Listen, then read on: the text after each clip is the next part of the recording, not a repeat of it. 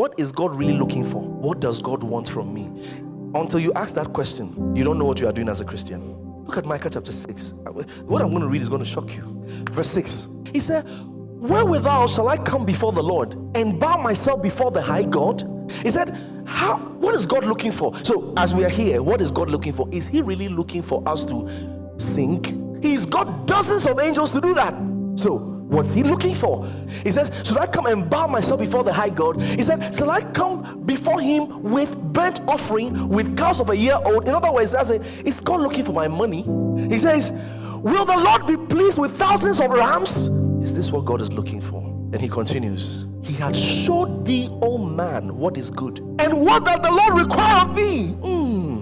That means all the things he listed is not what God is looking for. He's saying that God has told you what he wants. He says what? Number one, to do justly and to love mercy and to walk humbly with thy God.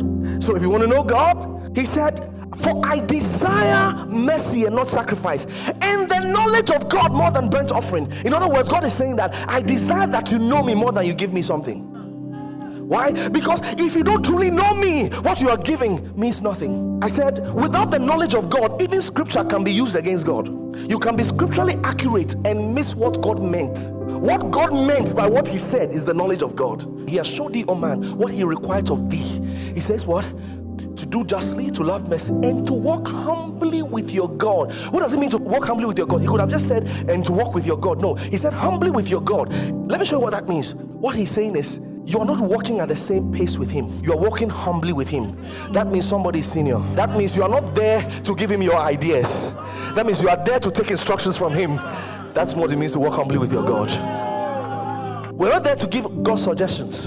God, I would rather. That's why the will of God will always be the highest thing in the kingdom. That means as you are walking with God, he tells you to go left, you go left. He tells you to go right, you go right. Even with tears in your eyes, you might not like what he's saying, but you have to know him and know that he is the Lord who is exalted and dwells on high. He's not a man, he's God, his excellency. If you want to know him, you have to first know that he is his excellency. All right, when I hear somebody say, but I told God, sit down. You told who? Say, I told God. I got angry in my spirit and I told God. Are you all right? Is he your mate? If you stand before him, can you talk? He is the God who is decked with majesty and excellency. If you ever saw him, your knees will buckle. Happy are we if we are associated with this God.